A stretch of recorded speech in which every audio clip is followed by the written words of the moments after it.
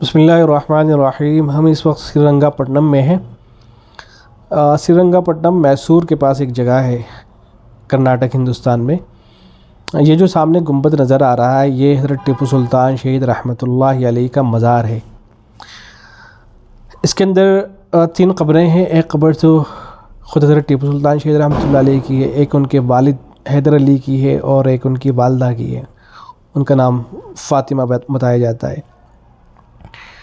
حضرت ٹیپو سلطان شہید رحمۃ اللہ علیہ جب وہ شہید ہوئے، بیان کیا جاتا ہے کہ ان کی جو باڈی ملی تھی وہ ایک پاس میں ایک جگہ ہے، وہاں پہ ان کا جسم ملا تھا، اس کو بھی جو ہے احاطہ کر دیا گیا ہے، بتا دیا گیا ہے کہ یہاں ان کی باڈی ملی تھی۔ تو جنگ سے پہلے وہ کھانا کھا رہے تھے، ان کو اطلاع ملی تو انہوں نے ایک لقمہ کھایا اور جیسے ان کو اطلاع ملی کہ فوج آ گئی تو فوراً چھوڑ کے وہ کھڑے ہو گئے اور انہوں نے تلوار اٹھائی ہے اور ایک بندوق لی ہے اور میدان کے اندر پہنچے ہیں۔ کہا جاتا ہے کہ جب وہ لڑنے لگے تو ایک سپاہی نے ان سے کہا تھا کہ آپ لوگوں کو بتا دیجئے جو سامنے فوج ہے کہ آپ ٹیپو ہیں۔ یہ جو جھنڈا نظر آ رہا ہے یہ وہی جھنڈا ہے جو حضرت ٹیپو سلطان شہید رحمۃ اللہ علیہ کے زمانے میں جو استعمال ہوتا تھا۔ یہ جو مزار ہے اس کے چاروں طرف اشعار کندہ ہیں، اشعار لکھے گئے ہیں مختلف، جیسے یہ لکھا ہوا ہے، پہلے قرآن کی آیت لکھی ہے کل من علیہا فان ویبقی وجہ ربک ذو الجلال والاکرام، پھر نیچے ایک فارسی شعر لکھا ہے۔ اس کا غالباً حاصل یہ ہوگا کہ ٹیپو دنیا کے اندر آئے، زیادہ انہوں نے خوشیوں کو نہیں دیکھا، ایک مہمان کی طرح رکے اور دنیا سے رخصت ہو گئے۔ ایسے یہ کچھ اشعار ہیں۔ اور ان اشعار کے اندر ان کی تاریخ وفات کو بیان کیا گیا ہے۔ ایک عربی میں بھی شعر لکھا ہے جس کا حاصل یہ ہے کہ حضرت ٹیپو کے انتقال سے صرف ان کا انتقال نہیں ہوا ہے بلکہ ہندوستان اور روم کی عزت چلی گئی ہے، ہندوستان اور روم کا وقار گویا کہ چلا گیا ہے۔ تو یہ مختلف اشعار لکھے ہوئے ہیں۔ تو بہرحال جب حضرت ٹیپو سلطان لڑنے لگے، میدان کے اندر تھے، تو ایک نے کہا کہ آپ بتا دیجئے، جب انگریز کو یہ بات معلوم ہو جائے گی کہ آپ ہی ٹیپو ہیں تو وہ رک جائیں گے، جنگ نہیں کریں گے آپ سے، آپ کو گرفتار کر لیں گے۔ تو حضرت ٹیپو سلطان شہید رحمۃ اللہ علیہ نے منع کر دیا اور وہ مشہور جملہ بولا کہ گدڑ کی 100 سالہ زندگی سے شیر کی ایک دن کی زندگی بہتر ہوتی ہے۔ یہ گھڑی ہے، اس زمانے کے اندر اس طرح کی گھڑیاں بنائی جاتی تھی، ان سے ٹائم کو فکس کیا جاتا تھا۔ تو یہ بھی اسی طرح کی ایک گھڑی ہے، اس میں نشانات وغیرہ لگائے گئے ہیں اور چاروں طرف جو ہے یہ لکھ دیا گیا ہے کہ شمال، جنوب، مشرق، مغرب، یہ سب لکھ دیا گیا ہے۔ تو اس کے بعد حضرت ٹیپو سلطان شہید رحمۃ اللہ علیہ کو جو ہے شہید کر دیا گیا تھا۔ یہ اندر جانے کا راستہ ہے، یہاں سے اندر جاتے ہیں۔ تو جب حضرت ٹیپو سلطان شہید رحمۃ اللہ علیہ کو شہید کر دیا گیا تو اس دن کے جو احوال تھے وہ لوگوں نے کتابوں کے اندر لکھے ہیں، صرف مسلمانوں نے نہیں بلکہ انگریزوں نے بھی اس بات کو لکھا ہے۔ یہ اندر کا منظر ہے، یہ وہ قبریں ہیں۔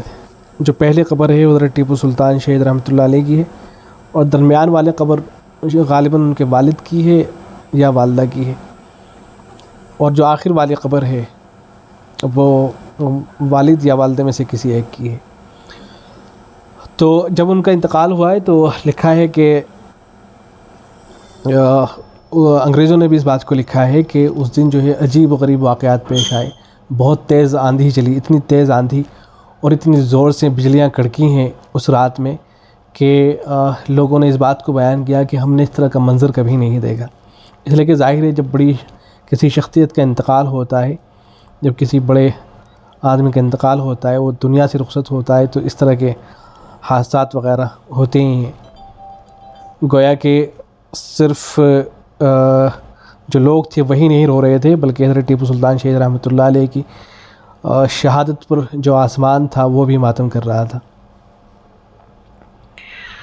یہاں بہت سی شخصیات آئی ہیں، حضرت علامہ اقبال بھی جو ہیں یہاں پر آ چکے ہیں۔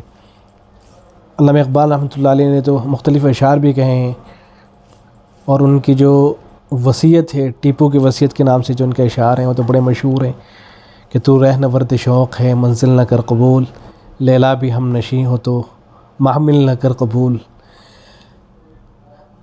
کھویا نہ جا صنم کدے کائنات میں، محفل گداز کرم محفل نہ کر قبول۔ صبح ازل یہ مجھ سے کہا جبرائیل نے، جو عقل کا غلام ہو دل نہ کر قبول۔ اس طرح کے اشعار ہیں۔ یہ باہر کا حصہ ہے اور اس میں جو ہے مختلف قبریں ہیں، یعنی ان کی جو اہلیہ تھی ان کی بھی قبر ہے، اور ایسے ہی حضرت ٹیپو سلطان شہید رحمۃ اللہ علیہ کو جس عورت نے دودھ پلایا تھا اس کی بھی قبر ہے۔ دائیاں جو تھی ان کی بھی قبر ہے، مینا بیگم ان کا نام تھا۔ یہ انہی کی قبر ہے جو نظر آ رہی ہے، جنہوں نے حضرت ٹیپو سلطان شہید رحمۃ اللہ علیہ کو دودھ پلایا تھا۔ ایک بات اور میں عرض کر دوں، وہ بھی بڑی دلچسپ ہے، وہ یہ کہ حضرت ٹیپو سلطان شہید رحمۃ اللہ علیہ، ان کے والد کا نام حیدر علی تھا، اور جو والدہ کا نام ہے وہ فاطمہ تھا، اور حضرت ٹیپو سلطان شہید رحمۃ اللہ علیہ شہید ہوئے ہیں۔ تو یہ بالکل وہی معاملہ ہے جیسے حضرت علی رضی اللہ تعالیٰ عنہ، ان کا جو لقب ہے وہ حیدر علی بیان کیا جاتا ہے، اور ان کی جو زوجہ تھیں حضرت فاطمہ ان کا بھی نام تھا، اور ان کے جو بیٹے تھے حضرت حسین وہ شہید ہوئے ہیں۔ تو بالکل اسی طریقے سے حضرت ٹیپو سلطان شہید رحمۃ اللہ علیہ بھی شہید ہوئے ہیں۔ یہ جو سامنے نظر آ رہی ہے مسجد اقصیٰ ہے، اس کا نام ہے۔ یہ جو مزار ہے اس کے بالکل پاس میں یہ مسجد ہے، مسجد اقصیٰ جو ہے اس کا نام ہے۔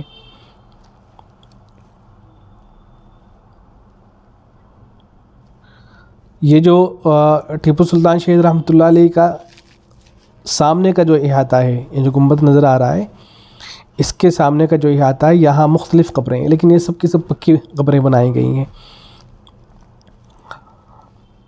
کچھ کالی ہیں اور کچھ سفید ہیں، اور یہ جو سامنے قبر نظر آ رہی ہے یہ ٹیپو سلطان شہید رحمۃ اللہ علیہ کی اہلیہ کی قبر ہے، ان کی بیوی کی قبر ہے یہ۔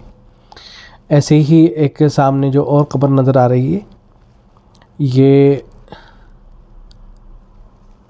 ان کے بیٹے کی قبر ہے، حضرت ٹیپو سلطان شہید رحمۃ اللہ علیہ کے جو بیٹے تھے ان کی یہ قبر ہے۔ کہا جاتا ہے کہ جب ٹیپو شہید ہو گئے تو انگریزوں نے یہ کہا تھا کہ آج سے ہندوستان ہمارا ہے۔ اس جگہ کے حوالے سے کسی شاعر نے بہت ہی عمدہ اشعار کہے ہیں۔ وہ کہتا ہے کہ یہ روضہ مقبروں میں امتیازی شان رکھتا ہے، ہماری عبرتوں کے واسطے سامان رکھتا ہے، نظر کے سامنے آئینِ تقدیر ہے گویا، سپاہی کے سنہرے خواب کی تعبیر ہے گویا، یہ مٹی قیمتی ہے بادشاہوں کے خزینوں سے، ابھی تک مالدار اسلام ہے ایسے دفینوں سے، کہاں ہیں مرگ آزادی کے دیوانے یہاں آئیں، چراغ کشتے ملت کے پروانے یہاں آئیں، کہ ہوتی ہے یہاں کی خاک سے دل کی غذا حاصل، فنا کے نظر خاموش سے درس بقا حاصل، غم ملت درخشاں ہیں مسلمانوں کی آہوں سے، غم ملت درخشاں ہیں مسلمانوں کی آہوں میں، اتر کر آسماں سے نور آتا ہے نگاہوں میں، جھلکتی ہے میں توحید دل کے آبگینوں میں، مچلتے ہیں نمائش کے لیے سجدے جبینوں میں، خدا کی شان یہ بھی غیب سے سامان ہونا تھا، دکن کے شیر کو اس خاک کا مہمان ہونا تھا، مجاہد کو خدا کی راہ میں قربان ہونا تھا،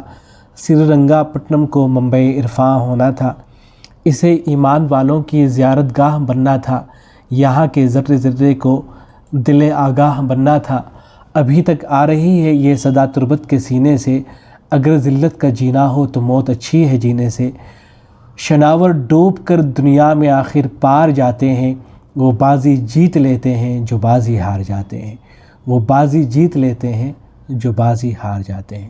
والسلام علیکم ورحمۃ اللہ۔